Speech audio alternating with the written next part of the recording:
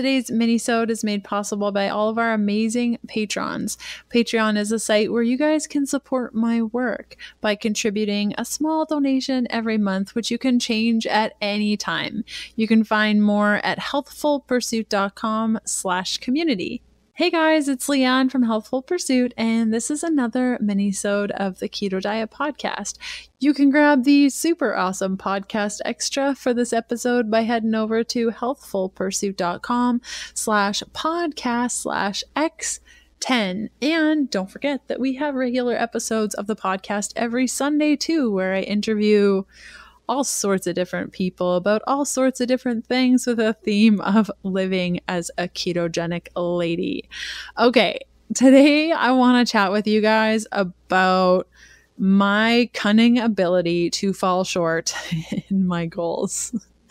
And I want to chat about this topic because I feel like the mini-sodes are so inspiring to me to like get my act together and remind myself that I know the answers to stuff. And so I don't know, it's like as soon as I put it out there in audio format, knowing that like 40,000, 50,000 people are going to listen to it, all of a sudden I'm like, okay, I'm motivated. So I'm making a stance right now.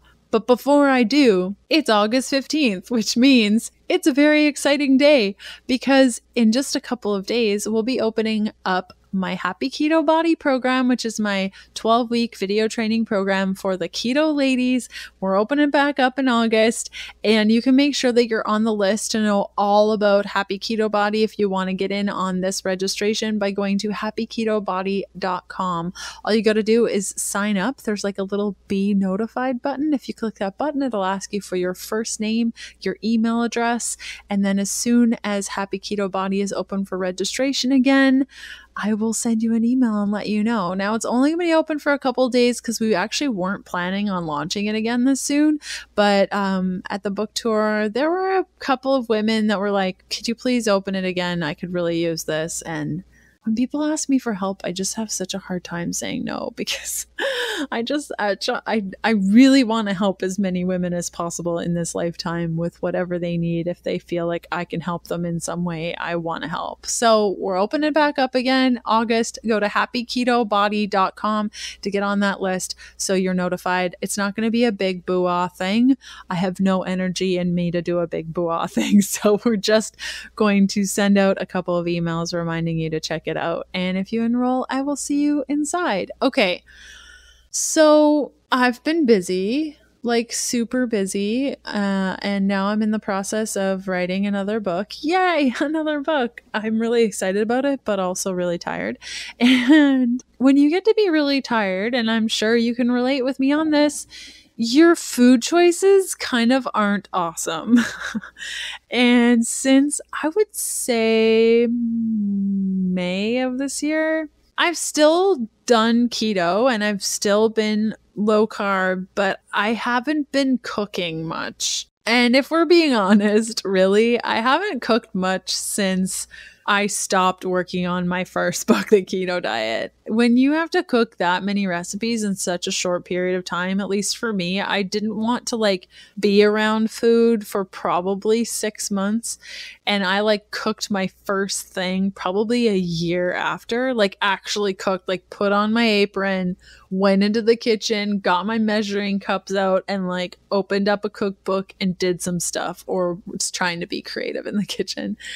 So when your life gets really, really hectic, as you know, and just like busy and your health takes a back seat, you just go on autopilot. And for me, my autopilot is eating out of a bag. Like, okay, honesty time. So hard. I would wake up in the morning, have water, and continue drinking water as long as possible until I got hungry to the point where I couldn't not eat. And then I would make a Rocca Fuel latte, like bigger than normal. So it would like calm my hunger and I could like shut it out for just a couple more hours. And then when I got hungry, I would have a handful of Paleo Valley grass-fed beef sticks. Well, actually their turkey ones are pretty good. So if I have the turkey ones, I'll eat those over the beef. So I'll eat all the turkey sticks. And maybe I'll have some guacamole with that because it's really good with guacamole. Just like dip it in. And then a couple, I don't know, like 4 or 5 hours later, maybe I'll have like some sauerkraut with some more guacamole. Like, no, this is all like not processed food, but it all comes from like a jar, a can, a bag. And maybe some of those like epic beef liver like snacks. And maybe if I'm feeling really crazy, I'll add mayo to that. And then for dinner, I'll really try like, like at lunchtime, I'm like, okay, I've only eaten not real food. I mean, it's real food, but like it's not cooked food. It's not prepared food. It's just like out of a bag, out of a jar, blended with a bunch of fats. Like it's just not the same. And so at lunchtime, I'll be like, I'm going to do better. I'm going to defrost some chicken breasts, and then I leave them on the counter, and then they're like super warm by the time dinner rolls around and I have to throw them out. And I'm like, I guess I'll just have coconut flakes and sugar-free chocolate sauce. Yeah, for like months I've been doing this. And yeah, sure, there's been stints where, for a week I'll be like, okay, I'm getting my act together. I'm going to eat keto. My work schedule is less busy. It's really great. Then, you go on tour and you're trying to do the best that I can while I'm traveling nonstop.